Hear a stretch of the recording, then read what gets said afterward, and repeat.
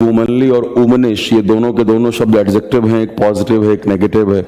वैसे ही अडल्ट से बनने वाले शब्द भी हमने देखे कि अडल्ट्री एक शब्द था जिसका मतलब था इलिसिट रिलेशनशिप, नाजायज संबंध, अडल्ट्रेशन मिलावट, अडल्टहुड, एडोलेसेंस। तो ये सारे कंफ्यूजन को हमने दूर किया। आज जो है हम पांचवा जो टाइप है मटेरियल नाउन, उसको सबसे पहले समझेंगे और फिर मैं दोबारा प्रॉपर नाउन पे आऊंगा। इन सारे टाइप्स के ऊपर किस तरीके के कॉन्सेप्ट हैं, उन कॉन्सेप्ट से कैसे क्वेश्चंस बनते हैं, हम इन पे इनको समझेंगे। तो गुड मॉर्निंग सभी को, गुड मॉर्निंग बंटी, प्रभात, दीपक, अनूप, पवन, शिवम, आशुतोष।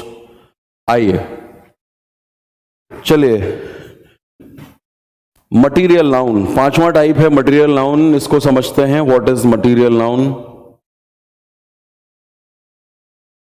देखो, मटेरियल नाउन के साथ एक कंफ्यूजन ये होती है, लोगों को लगता है कि जो चीजें सॉलिड होती हैं वो मटेरियल कही जाती हैं। तो ये क्लैरिटी बिल्कुल रखिएगा, जो हमारी पदार्थ की तीनों अवस्थाएं हैं, सॉलिड, लिक्विड, गैस, वो सब मटेरियल नाउन के अंदर आती हैं। या आप मोटे तौर पे इसको डिफाइन इस तरीके से कर सकते हैं कि anything which is used as an ingredient for making something else can be called material noun। कोई भी ऐसी चीज जो किसी दूसरी चीज को बनाने में एक अवयव के तौर पे, एक घटक के तौर पे, एक इंग्रेडिएंट के तौर पे इस्तेमाल हो, आप उसे क्या कहते हो? Material noun, right. एग्जाम्पल, ये वाटर भी क्या है? That is a material noun, right. Honey का एग्जाम्पल लिया आपने, वो भी मटेरियल नाउन है। आप वुड बोल रहे हो, ये भी मटेरियल नाउन है। आपने आयरन कहा, ये भी मटेरियल नाउन है। आपने गोल्ड कहा, ये भी मटेरियल नाउन है, राइट। आपने ऑक्सीजन कहा, ये भी मटेरियल नाउन है। तो इसीलिए मैंने इन एग्जाम्पल्स में एक तरीके से आपने देखा कि सॉलिड, लिक्विड, गैस तीनों ही डाल दिए। ये मटेरियल नाउन का परिचय है, राइट। सो एक बार दोबारा आपके लिए डेफिनेशंस में जो है रिवाइज कर देता हूं। प्रॉपर नाउन क्या था? Particular name of a person, place और thing is called proper noun. कोई भी विशेष नाम किसी इंसान का, सामान का, जगह का, वो that can be called proper noun. Common noun क्या था? कॉमन नाउन क्या था? एक ऐसा नाउन जो एक क्लास के सारे मेंबर्स के लिए कॉमन हो। Boy, girl, student, teacher, engineer, doctor, right, scientist, ये सब किसके एग्जाम्पल हैं? They are the examples of common noun. फिर बारी आई कलेक्टिव नाउन की, समूहवाचक संज्ञा, जहां पे आप एक शब्द की बात करते हैं पूरे पूरे ग्रुप के लिए। जैसे सोल्जर्स के ग्रुप को हम आर्मी कहेंगे, जजेस के ग्रुप को जूरी कहेंगे, राइट। इस तरीके से पूरी चर्चा की हमने और कलेक्टिव नाउन से जुड़े हुए शब्दों को भी देखा आपने, जो थोड़े से अजीब से लगते हैं, इसलिए वहां से क्वेश्चन पूछे जा सकते हैं। जैसे कल हमने मर्डर ऑफ क्रोज की बात की थी, अब पार्लियामेंट ऑफ आउल्स की बात की थी, राइट। इलोक्वेंस ऑफ लॉयर्स, ये सब कलेक्टिव नाउन। फिर बात आती है एब्स्ट्रैक्ट नाउन की। What is abstract noun? Which can not be touched, जो इनटेंजिबल है, जिसको टच नहीं किया जा सकता, वही एब्स्ट्रैक्ट है। जो आपके इमोशंस हैं, भाव हैं, फीलिंग्स हैं, वो सब एब्स्ट्रैक्ट नाउन के अंदर आती हैं। उनके बनने के तरीके भी हमने समझे। और लास्ट हमारा था मटेरियल नाउन, जो आज अभी देखा आपने, डेफिनेशन के तौर पे भी हम बात कर रहे थे। So material noun, anything which can be used as an ingredient for making something else. कोई भी ऐसी चीज जो किसी दूसरी चीज को बनाने में एक अवयव के तौर पे काम करे, घटक के तौर पे काम करे, उसे मटेरियल नाउन कहते हैं। और इसमें पदार्थ की हमारे तीनों अवस्थाएं यानी सॉलिड, लिक्विड, गैस सब कवर हो जाती हैं। तो ये तो परिचय की बात थी। और अब हमारी चर्चा शुरू होगी इन टाइप्स से जुड़े हुए इंपॉर्टेंट कॉन्सेप्ट्स की। चलिए, पहले नंबर पे आ रहा है अब दोबारा हमारा प्रॉपर नाउन। और इन कॉन्सेप्ट को हम डिडक्टिव मेथड से पढ़ेंगे। डिडक्टिव मेथड का मतलब क्या? कि मैं यहां पे कुछ सेंटेंसेस लिखूंगा, आपकी जो भी समझ है, जो भी ज्ञान है नाउन से संबंधित, उस ज्ञान को आप अप्लाई करोगे, उस आधार पर तय करोगे कि ये सही है या गलत है, और फिर हम वहां से कॉन्सेप्ट को डिड्यूस करेंगे। प्रॉपर नाउन, देखिए, अगर मैं आपसे पूछूं कि प्रॉपर नाउन से संबंधित किस नियम की समझ है आपको, तो आप सभी को पता है कि प्रॉपर नाउन के पहले इन जनरल हम आर्टिकल का इस्तेमाल नहीं करते। क्या कहा मैंने? प्रॉपर नाउन से पहले इन जनरल हम आर्टिकल का इस्तेमाल नहीं करते। आप कभी द सचिन तेंदुलकर नहीं कहते, आप द नरेंद्र मोदी नहीं कहते, आप द बिल गेट्स नहीं कहते, या द दिल्ली नहीं कहते, द अमेरिका नहीं कहते। तो ये प्रयोग में आता नहीं है। ये एक मोटे तौर पे हमें इस बात का पता है, राइट। और जब हमने काउंटेबल अनकाउंटेबल के ऊपर बात की थी, जैसे हमारे पास 5 ये टाइप्स हैं जिनका भी हमने परिचय लिया है, प्रॉपर नाउन, इन पे भी जरा थोड़ी सी चर्चा कर लेंगे, बिकॉज इन कॉन्सेप्ट्स में भी जरूरत पड़ेगी। प्रॉपर कर लिया हमने, कॉमन कर लिया, कलेक्टिव कर लिया, एब्स्ट्रैक्ट कर लिया, और मटेरियल नाउन, इनकी परिभाषाएं हमने समझी हैं। अभी बस परिभाषाएं समझी। अगर मैं आपसे पूछूं कि इनमें से कौन सा काउंटेबल है, कौन सा अनकाउंटेबल है, जिसमें आपके रट्टाफिकेशन नहीं, कॉमन सेंस की आवश्यकता है इसको आंसर करने में, तो प्रॉपर नाउन काउंटेबल है कि अनकाउंटेबल है, अगर ये सवाल आपसे पूछा जाए तो जवाब बहुत ऑब्वियस है। अगर आप सचिन तेंदुलकर का नाम लेते हैं तो सचिन तेंदुलकर को गिनती थोड़ी दी जा सकती है। आप नरेंद्र मोदी का नाम लेते हैं, एक स्पेसिफिक नाम है, प्रॉपर नाउन है, आप गिनती दोगे क्या? या दिल्ली को गिनोगे आप कि 20 दिल्ली है कि 50 दिल्ली है? तो एक बात तो समझ में आई गई है कि प्रॉपर नाउन की जब हम परिभाषा की बात करते हैं, पर्टिकुलर नेम, वो पर्टिकुलर है, विशेष है, उसके जैसे बाकी नहीं है, राइट। तो उनको आप क्या कहोगे? वो प्रॉपर नाउन है। यानी हमारा कॉमन सेंस ये कहता है कि प्रॉपर नाउन को हम काउंटेबल अनकाउंटेबल के रेस से बाहर रखेंगे, और जाहिर तौर पे हमें ये अनकाउंटेबल नजर आ ही रहा है क्योंकि एक पर्टिकुलर नाम है। अब आप कहो इस तरीके से, अब जैसे मान लो आपकी क्लास में कई बार ऐसा होता है कि यहाँ पे एक ही नाम के बहुत सारे लोग होते हैं। पूजा नाम बहुत कॉमन है, भारत में हर तीसरी कन्या का नाम पूजा है, तो पूजा मुझे कई बार बोलना पड़ेगा अगर आ जाएगा तो, ठीक है। सो अभी आप कहो कि नहीं, पूजा जो है सर कॉमन नाउन है क्योंकि ये तो एक क्लास हो गई और इस क्लास के 5 मेंबर इस क्लास में हैं, यानी यहाँ पे 5 लोग पूजा के नाम से हो गए। या कोई ऑफलाइन क्लास है सपोज, वहां पे ये पवन जो हैं उनकी बात है, यहाँ पे पवन का नाम अभी मुझे यहाँ पे दिख रहा है कमेंट में। तो अब मान लो एक क्लास में पवन नाम के 5 लोग बैठे हो, तो क्या हम ये कह सकते हैं क्या कि पवन कॉमन नाउन है? बहुत इंपॉर्टेंट कॉन्सेप्ट है, अभी कमेंट ना करें, सुने ध्यान से इस बात को।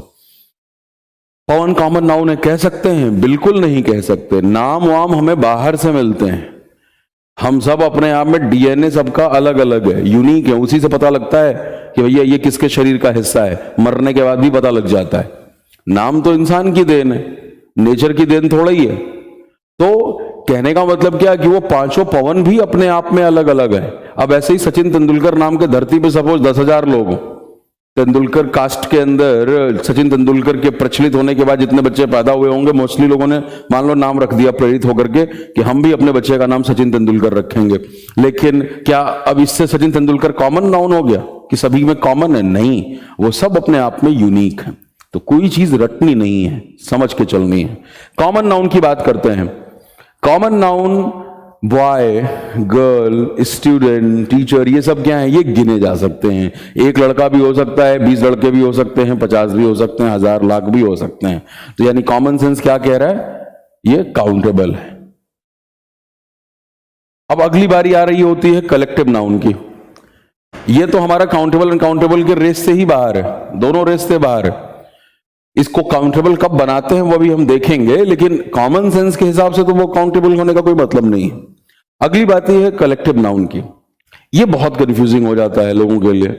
इसमें होता है कि ये काउंटेबल है कि अनकाउंटेबल है, तो इसके कॉन्सेप्ट की चर्चा अभी हम थोड़ी देर में करेंगे तो आपको आभास होगा।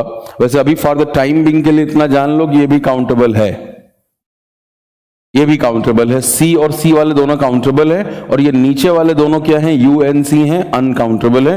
एब्स्ट्रैक्ट नाउन आपको पता है भाव हैं, इमोशन है, फीलिंग्स हैं, इनको गिनती नहीं दी जा सकती, ये बात हमें समझ में आई है। और मटेरियल नाउन को भी ग्रामेरियंस जो हैं वो अनकाउंटेबल ही मानते हैं, क्योंकि वो एक घटक है, एक अवयव है। अब मान लो मेरे पास ग्लास में 1 लीटर या सपोज 250 ml जो है वो पानी रखा हुआ है ग्लास में, बॉटल में 1 लीटर हो सकता है, और या बॉटल की ही मैं बात कर लूं कि बॉटल में 1 लीटर पानी रखा हुआ, और मैं पूछ रहा हूं how many water molecules are there in 1 litre of water. How many water molecules are there in 1 litre of bottle. हो सकता है हम अब जो साइंटिफिक एक्सप्लोरेशन इतनी हो चुकी है, इतना ज्ञान है हमें, हम ये काउंट भी कर सकते हैं कि भाई एक वाटर मॉलिक्यूल का वॉल्यूम इतना होगा, 1000 ये वॉल्यूम है आपका, और उसको डिवाइड करो टोटल वॉल्यूम से एक मॉलिक्यूल के वॉल्यूम को, और उसके बाद आप नंबर ऑफ वाटर मॉलिक्यूल निकाल सकते हो। बट इतनी जहमत उठाने की जरूरत ही क्या है आपको? There is no need of doing this. हम यहां पे लैंग्वेज की बात कर रहे हैं और उसमें कोई जरूरत नहीं है। तो यानी मटेरियल नाउन को भी अनकाउंटेबल माना गया। तो अभी क्योंकि जो चर्चा हम यहां पे करेंगे उसके लिए इतनी बेसिक जानकारी आपको होनी चाहिए, इस पे बहुत डिटेल में चर्चा होगी इस चर्चा के बाद। काउंटेबल अनकाउंटेबल अपने आप में बहुत बड़ा एरिया है और मैं 3 बड़े सेक्शन में इसको डिवाइड करके इसके कॉन्सेप्ट आपके लिए क्लियर करता हूं। चलिए, तो अब प्रॉपर नाउन की बात करते हैं। सेंटेंसेस यहां पे लिखे जाएंगे अब आपके लिए। पहला sentence,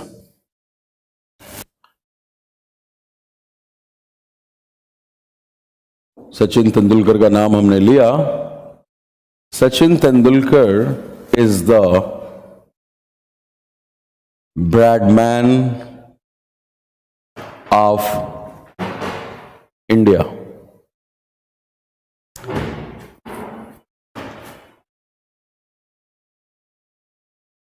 Second one, the Bradman is my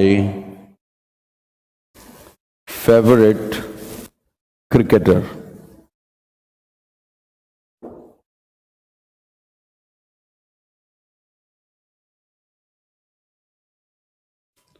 अब ये 2 सेंटेंस आपके सामने लिखे हैं, बहुत ही पुराना कॉन्सेप्ट है ये।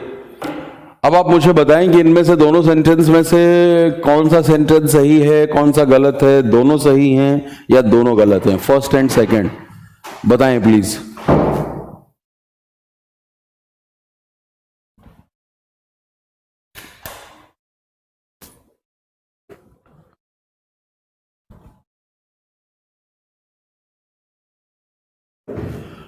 दोनों सही हैं, दोनों गलत हैं, both right both wrong.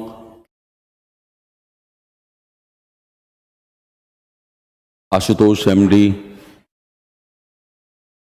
Rudra, Varun, Naveen, Anamika, Agraraj, Govind, only 1 right 2 right.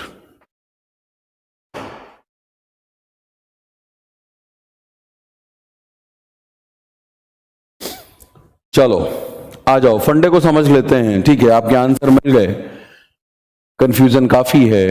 अभी हमने बात की है कि ब्रैडमैन एक नाम है, आया ना, प्रॉपर नाउन है। सर डॉन ब्रैडमैन की बात हो रही है जो ऑस्ट्रेलियन क्रिकेटर रहे। यहां पे आपने उनके नाम के पहले द लगा दिया है, जबकि अभी हम मोटे मोटे तौर पे क्या जानते हैं कि आर्टिकल्स के पहले द का इस्तेमाल नहीं होना चाहिए। जबकि यहां पे भी देख रहे हो आप कि इधर भी ब्रैडमैन के पहले हमने द का इस्तेमाल कर दिया है। लेकिन एक सेंटेंस में ब्रैडमैन के नाम के पहले द का इस्तेमाल सही है, जबकि दूसरे सेंटेंस में द का इस्तेमाल गलत है। तो कौन से सेंटेंस में सही है? पहले वाले सेंटेंस में बिल्कुल सही है, लेकिन दूसरे वाले सेंटेंस में यह इस्तेमाल गलत है। क्यों गलत है आइए समझ लेते हैं, और यहां से क्या कॉन्सेप्ट डिड्यूस होता है वो भी समझ लेते हैं। Sachin Tendulkar is the Bradman of India, आपने ये सेंटेंस लिखा है। मैंने कहा कि ये 10 साल पुराना कॉन्सेप्ट है जो कि एसएससी के हर एग्जाम में देखने को मिलता है, राइट, बिल्कुल बेसिक। लेकिन हमें थोड़ी सी क्लैरिटी नहीं है तो इसको क्लियर कर लीजिए। देखो, पहले सेंटेंस में जैसे ही आपने ब्रैडमैन के नाम के पहले द लगाया, वो प्रॉपर नाउन नहीं रहा, हुआ बन गया कॉमन नाउन। क्या कहा मैंने? पहले सेंटेंस में जैसे ही ब्रैडमैन के नाम के पहले आपने द लगाया, वो प्रॉपर नाउन नहीं रहा, वो बन गया कॉमन नाउन। कॉमन नाउन क्या रिप्रेजेंट करता है? क्लास को रिप्रेजेंट करता है, जातिवाचक संज्ञा बोलते हैं। So the Bradman is representing a class of a legendary cricketer, और उसी क्लास के एक दूसरे मेंबर कौन है? सचिन तेंदुलकर। यानी यहां पे हम सचिन तेंदुलकर और ब्रैडमैन में एक तरह का कंपैरिजन देख रहे हैं, और आपको पता है कि कंपैरिजन हमेशा 2 बराबर के लेवल के लोगों के बीच में ही हो रहा होता है। सेइंग भी है ना, you can't compare apples with oranges. Apples की तुलना ऑरेंजेस से नहीं हो सकती, एप्पल्स की एप्पल से होती है, ऑरेंज की ऑरेंज से होती है। तो यहां दोनों क्रिकेटर है, तो कंपैरिजन जब आप करोगे तो द का इस्तेमाल करना बिल्कुल जायज है। लेकिन वहीं पे आपने दूसरे सेंटेंस में क्या देखा? The Bradman is my favourite cricketer. यहां पे ब्रैडमैन की तुलना किसी के साथ नहीं हो रही थी। इस सेंटेंस में ब्रैडमैन एक प्रॉपर नाउन के तौर पे इस्तेमाल हुआ, कोई कंपैरिजन नहीं है। कंपैरिजन हमेशा एक क्लास के लोगों के बीच में हो सकती है, और क्लास किसमें होता है? कॉमन नाउन में। तो यहां कॉमन नाउन के तौर पे इस्तेमाल हुआ, द लगा लिया आपने, बट ये प्रयोग बिल्कुल यहां पे गलत है। और इस तरीके से इतने सेंटेंस पूछे गए हैं। कुछ सेंटेंस में मौखिक ही बोल देता हूं आपके लिए। जैसे ये बार बार पूछा गया, Kalidas is the Shakespeare of India. Kalidas is the Shakespeare of India. अब ये सेंटेंस जो है ये बिल्कुल सही है ग्रामेटिकली। अगर हम फैक्चुअली बात करें तो उतना सही नहीं है, क्योंकि कालिदास का जो टाइम लाइन था जिस समय वो जीवित थे, और शेक्सपियर की जो टाइम लाइन है वो बिल्कुल अलग अलग है। लेकिन अगर हम ग्रामेटिकली बात करें तो Kalidas is the Shakespeare of India. यहां पे शेक्सपियर एक नाम है जिसके पहले द का लगाना बिल्कुल जायज है, बिकॉज जैसे ही आपने शेक्सपियर के पहले द लगाया, शेक्सपियर प्रॉपर नाउन नहीं रह गए, वो बन गए common noun. Common noun represent करता है क्लास, और the Shakespeare is representing a class of literary icon. साहित्य के बहुत बड़े नाम के क्लास की तरफ, और उसी क्लास का मेंबर किसे बताया जा रहा है? कालिदास को भी, राइट? तो ये बहुत कॉमन यूसेज हैं। लेकिन वहीं पे आप कहो कि द कालिदास या the Shakespeare is my favourite novelist, the Shakespeare is my favourite novelist, गलत हो जाएगा, क्योंकि यहां पे कोई तुलना नहीं है। हम सिर्फ एक व्यक्ति की बात कर रहे हैं, उसके नाम का इस्तेमाल कर रहे हैं। उस समय वो प्रॉपर नाउन है, और प्रॉपर नाउन के पहले आप द का इस्तेमाल नहीं करेंगे। तो आज से एक नए चीज की शुरुआत हो रही है। अब ग्रामर के कॉन्सेप्ट आप देख रहे हैं। ग्रामर के क्लास में मैं बार बार इन जनरल बोलूंगा। तो ग्रामर में जो भी कॉन्सेप्ट होते हैं, जिनको आप रूल कह लेते हैं, रटते हैं आप उनको रूल कह के, और इसीलिए मामला फंस जाता है, क्योंकि वो कॉन्सेप्ट 85-90% केसेस में तो सही है, लेकिन 10 से 15% हर एक कॉन्सेप्ट के अंदर आपको एक्सेप्शन नजर आएगा। एक तरफ ये कहा जाएगा कि नाम के पहले द नहीं लगता, लेकिन भाई लगाया तो नाम के पहले द, और सही भी है, लेकिन यहां पे उसी नाम के पहले द का इस्तेमाल गलत है। तो कोई भी कॉन्सेप्ट, रूल हमेशा कॉन्टेक्स्ट में होता है, जिसके लिए बहुत पुराना जोक भी है, आपने सुना होगा। अब पूछा जाए बेटा आई के साथ क्या लगता है, बचपन से पढ़ रहे हो, एम लगता है, आई एम अ स्टूडेंट। पूछा जाए आई के साथ इज नहीं लग सकता, को नहीं, इज के साथ इज तो लग ही नहीं सकता। आई के साथ इज कैसे लग सकता है? आई के साथ तो एम लगता है। अब मैं एक सेंटेंस लिखूं कि आई इज द ABCDEFGHI, कौन सा नंबर आ जाएगा? 9th।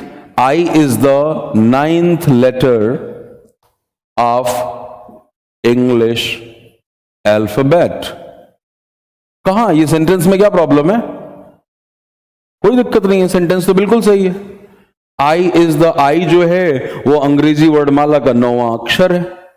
तो रटो मत, आई के साथ एम लगता है, बिल्कुल लगता है, लेकिन ऐसा नहीं कि ये सेंटेंस गलत है, यहां तो मैंने इज लगाया है। So all the concepts in the English grammar are contextual. Always try to understand the concept, don't mug up anything, किसी चीज को रटिए मत बिना समझे हुए। तो चलिए, ये हमारा था पहला कॉन्सेप्ट जो आपको समझ में आया कि भाई जब आप आर्टिकल के पहले, नाउन के, प्रॉपर नाउन के पहले आर्टिकल लगा देते हैं तो वो कॉमन नाउन बन जाते हैं। ये कुछ और आपको एग्जांपल दिखाता हूं मैं, जो कि हमारे अखबारों में खूब इस्तेमाल होता है।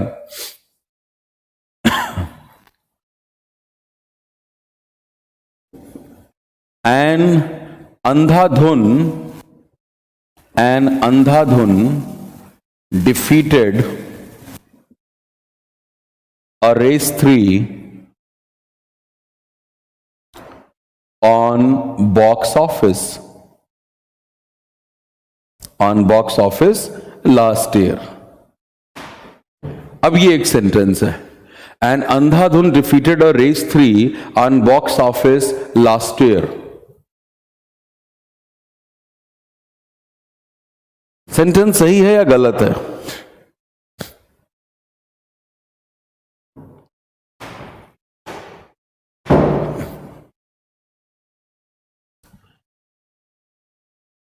पवन, आपको डाउट रह जाते हैं तो आप जो है टेलीग्राम चैनल जो है उसको ज्वाइन कर लीजिए।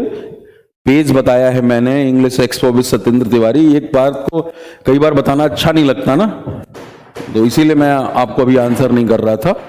आप उस पेज को लाइक कर लीजिए, वहां मैसेज कर लीजिए मेरे को अगर कहीं दिक्कत है तो। विमलेश, आप पहली बार लाइव देख रहे हैं, नाम ले लिया भाई मैंने। मैं स्क्रीन नहीं देखता हूं जब कॉन्सेप्ट बता रहा होता हूं, इस बात को समझें आप। चलिए जी, हाँ बिल्कुल रॉन्ग रॉन्ग रॉन्ग, गलत लग रहा है।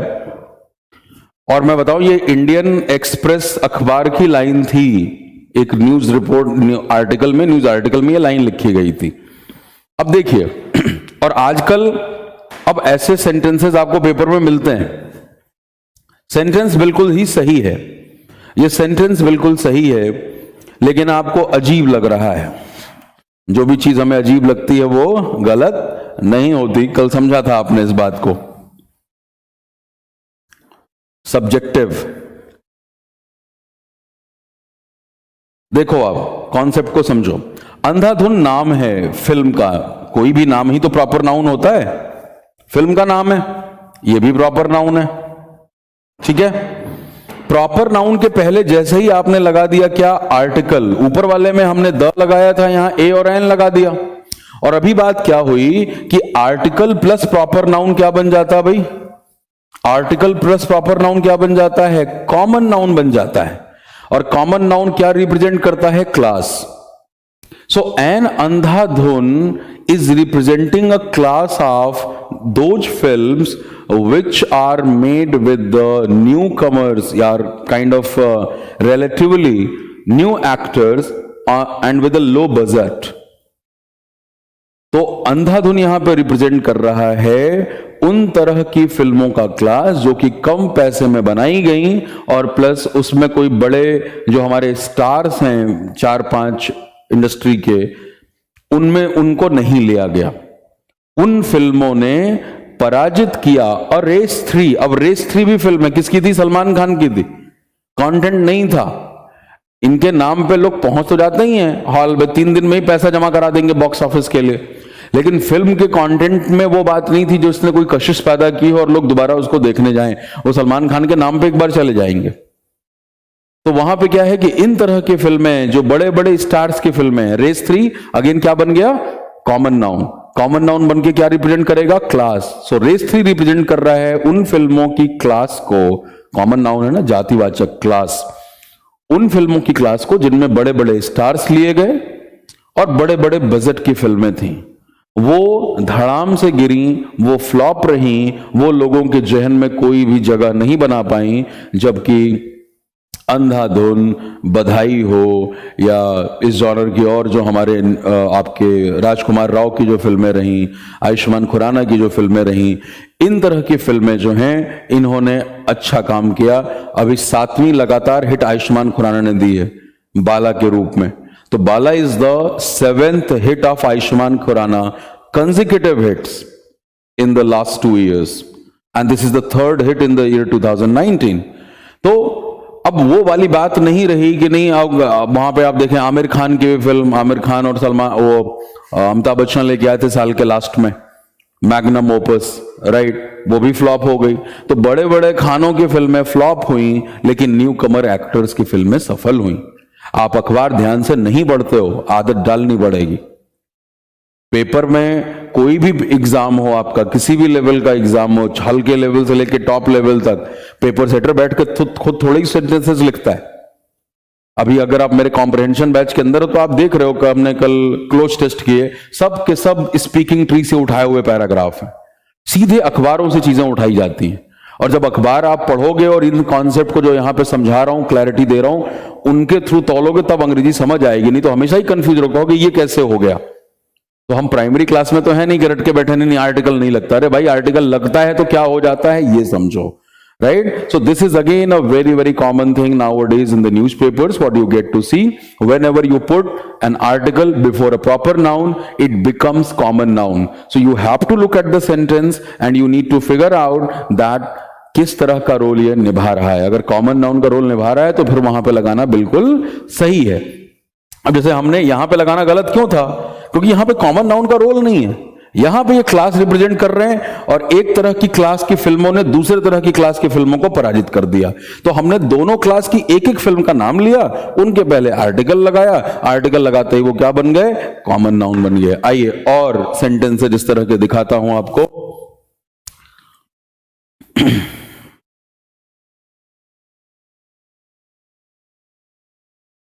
Ambanis and Adanis have become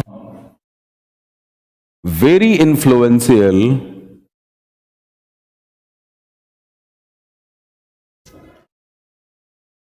as far as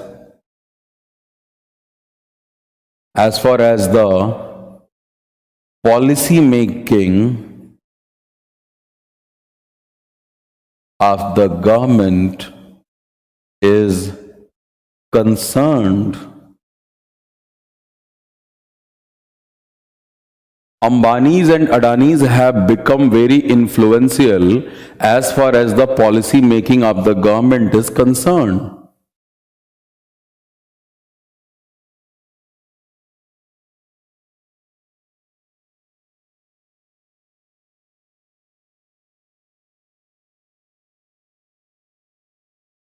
अब ये सेंटेंस है, ये एक और नया झटका है। अब यहां पे अगर मैं आपको पूछूं कि बेटा कुछ गड़बड़ है क्या, तो हम जो लोग तुक्के मारते हैं, क्लैरिटी नहीं है, वो कहेंगे सर यहां पे ना अंबानी अडानी में अपॉस्ट्रॉफी लगा दो, क्योंकि ये तो वही बात है, तुक्के मारने वाली बात है कि हम अपॉस्ट्रॉफी की भी समझ नहीं है कहां अपॉस्ट्रॉफी लगाना है, कहां प्लूरल करना है। अब जवाब आ चुके हैं। सोम कह रहे हैं गलत है, करिश्मा कह रही हैं सही है।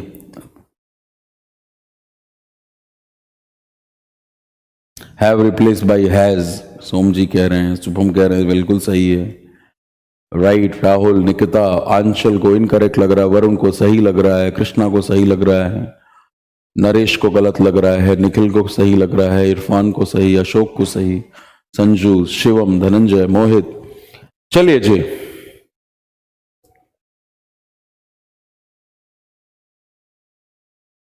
ओके आ जाओ, इसको भी दूर कर लेते हैं कंफ्यूजन।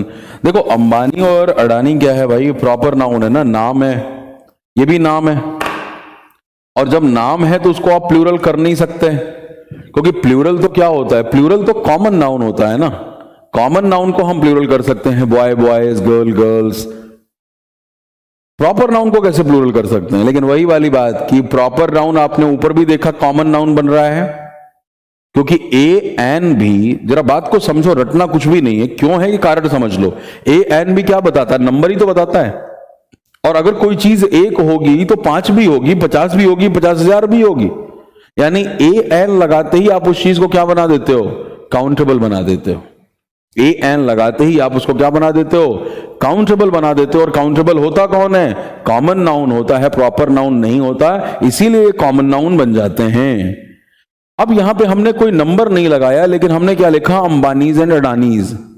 हमने यहां पे इनको प्लूरल कर दिया। प्लूरल अगेन कौन होता है, कॉमन नाउन, तो ये भी क्या बन चुके हैं, कॉमन नाउन बन चुके हैं। हाँ जी, अंबानीज एंड अडानीज, जैसे ही आपने इनको प्लूरल किया, they became common noun. And क्या मतलब निकलता है फिर इस सेंटेंस का, इस सेंटेंस का मतलब निकलता है कि जो देश के बड़े बड़े उद्योगपति हैं, औद्योगिक जो घराने हैं, उनका सरकार की पॉलिसी मेकिंग में बहुत दखल है, बहुत इन्फ्लुएंशियल हो गए हैं। वो एक तरीके से इन्फ्लुएंस करते हैं सरकार की पॉलिसीज में। ये सब अखबारों की लाइन है। अगेन, तो Ambanis and Adanis have become very influential in policy making of the government. यहां पे अगेन, अब बड़े बड़े औद्योगिक घरानों में से आपने 2 लोगों के नाम लिए, 2 का नाम लिया, उनके नाम को प्लूरल किया, प्लूरल बनते ही वो बन गए common noun. Common noun represent करता है class, and Ambanis Adanis is representing the class of leading business houses of India. That the leading business houses of India have become very influential as far as the policy making of the government is concerned. इन तरह के sentences हमें अब भरपूर मिल रहे हैं। ये sentence आपका बिल्कुल ही सही है। यहां पे हम ऐसा नहीं कि सिर्फ मुकेश अंबानी की बात कर रहे हैं या अनिल अंबानी की बात कर रहे हैं, यहां पे अंबानी अडानी के थ्रू हम सारे औद्योगिक घरानों की तरफ एक तरीके से इशारा करते हुए दिख रहे हैं। बात समझ में आ गई?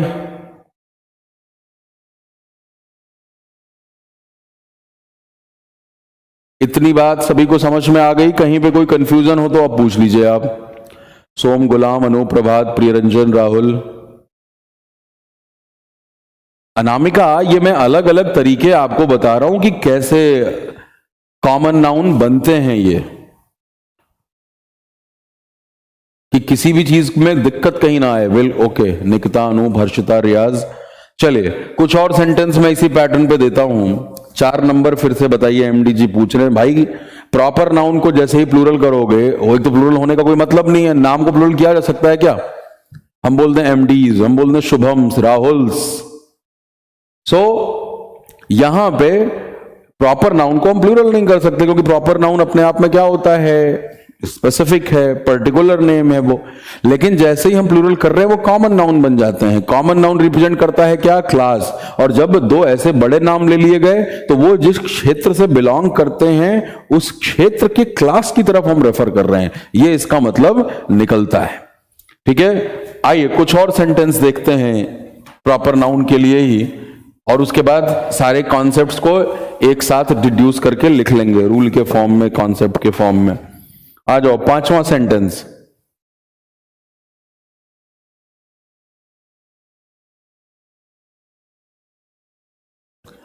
Om Puri did Hollywood projects much before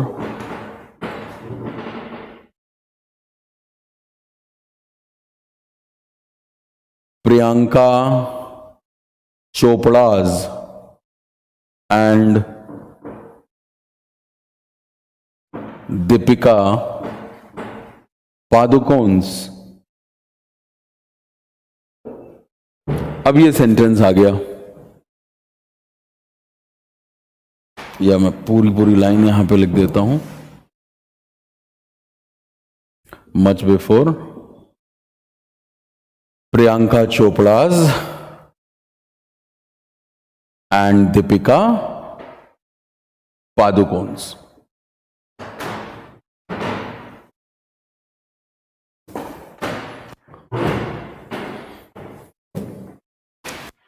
ये लाइन भी मैंने ऑल इंडिया रेडियो के टेलीकास्ट में सुनी थी, जिस दिन ओमपुरी का निधन हुआ था। जनवरी का महीना था, आई थिंक 2017।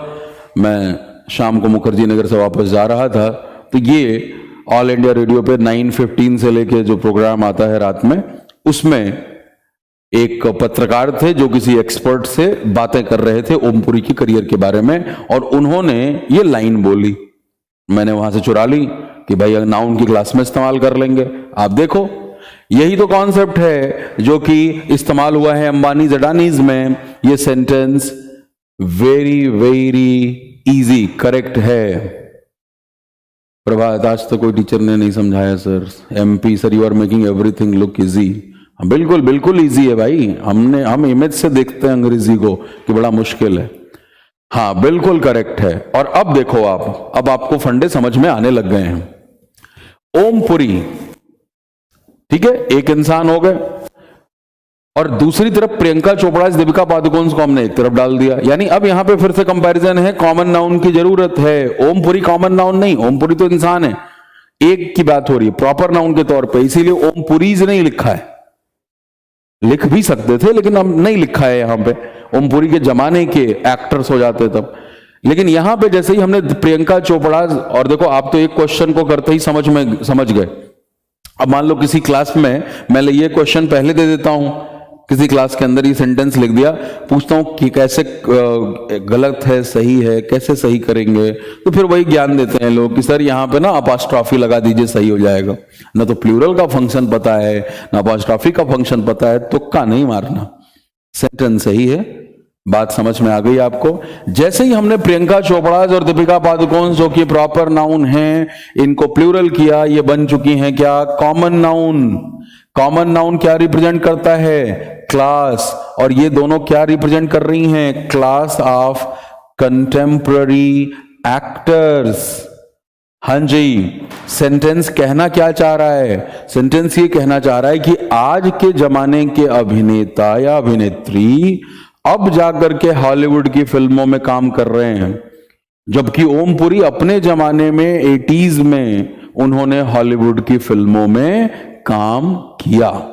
तो क्योंकि ओमपुरी के ऊपर वो कार्यक्रम जो था वो बेस्ड था, तो उनके बारे में ये बात कही जा रही थी कि Om Puri did Hollywood projects much before Priyanka Chopra and Deepika Padukone. These are the actors of this time and they are taking up Hollywood projects as of now. But Om Puri sahab ने अपने जमाने में 80s में ही हॉलीवुड की फिल्मों में काम कर लिया.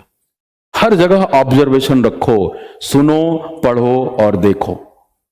मेरी क्लास ऐसे ही फ्री फ्लोइंग चलती है, इसीलिए मैं भी बड़ा होश में रहना पसंद करता हूं. चाहता भी हूं कि जो मेरे स्टूडेंट हो वो भी होश में रहें. ऑब्जर्व करो आप इन चीजों को, कहीं कुछ नहीं रटना है. कंटेम्पररी, अभी कल मैं पेपर करा रहा था, ये एमसीक्यू का जो बैच है हमारा सीपीओ का, कल या परसों ये शब्द आया था, बहुत बेसिक शब्द है. कंटेम्पररी का मतलब होता है समकालीन, यानी उनके समय के, आज के जमाने के अभिनेताओं की क्लास की तरफ रिप्रेजेंट कर रहा है कि ये तो अब जाकर के काम कर रहे हैं, मच बिफोर उनसे बहुत पहले कर लिया था काम ओमपुरी ने. ठीक है, तो ये यहां पे सेंटेंस का मतलब हुआ.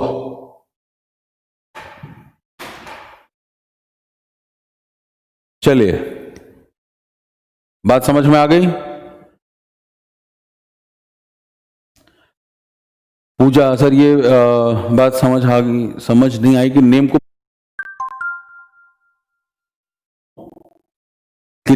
इन जनरल प्लूरल नहीं बना सकते.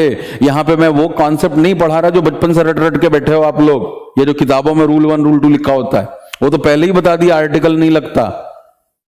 लेकिन हम यहां पे सब एक्सेप्शन का काम कर रहे हैं जो आपको पेपर में परेशान करेगा. कहा ना मैंने कि वो सारे कॉन्सेप्ट 85% केसेस में बिल्कुल सही हैं, 15% केसेस में एक्सेप्शन आते हैं, और उन्हीं 15% से पेपर में क्वेश्चन आता है.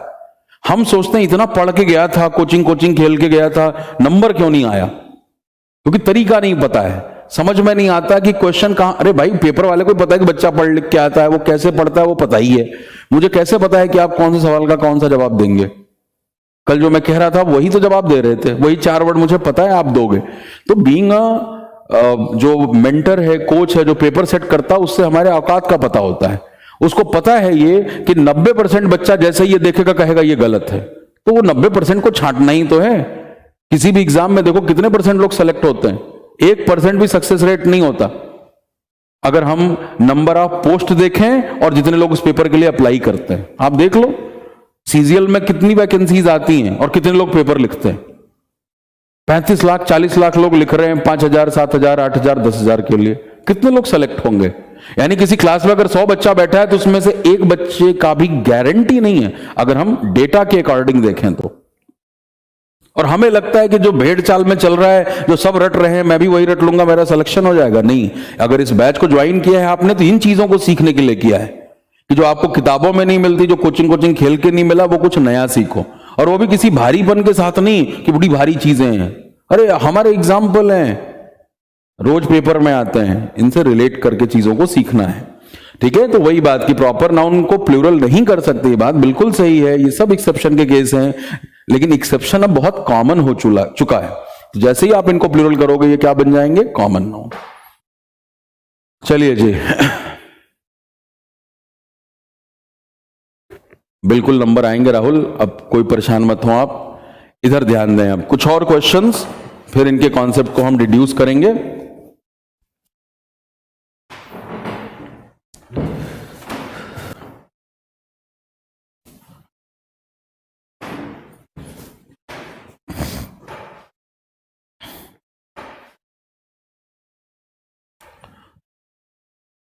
अब देखो एक और अटपटा सा sentence. 3 Kareenas are living in my housing society, या इन माई सोसाइटी लिख लो, या हाउसिंग लिख लो, कोई दिक्कत नहीं है. क्या लिखा मैंने? 3 Kareenas are living in my housing society. Again अटपटा लगेगा, लेकिन जो अटपटा लगता है वो जरूरी नहीं है कि गलत हो. ऐसा भी हो सकता है कि हमें उसके बारे में पता ही ना हो, जो आज के सारे सेंटेंस में आपको लग रहा है. 3 Kareenas are living in my housing society, ये भी बिल्कुल करेक्ट है. आपको पता है अभी कि करीना नाम है, लेकिन इस सेंटेंस में हम करीना कपूर द हीरोइन की बात नहीं कर रहे. यहां पे हम ये कहना चाहते हैं कि मेरी हाउसिंग सोसाइटी में 3 ऐसी लेडीज हैं जिनके नखरे और जिनकी स्टाइलिंग और जिनकी बॉडी लैंग्वेज, जिनकी अदाएं करीना जो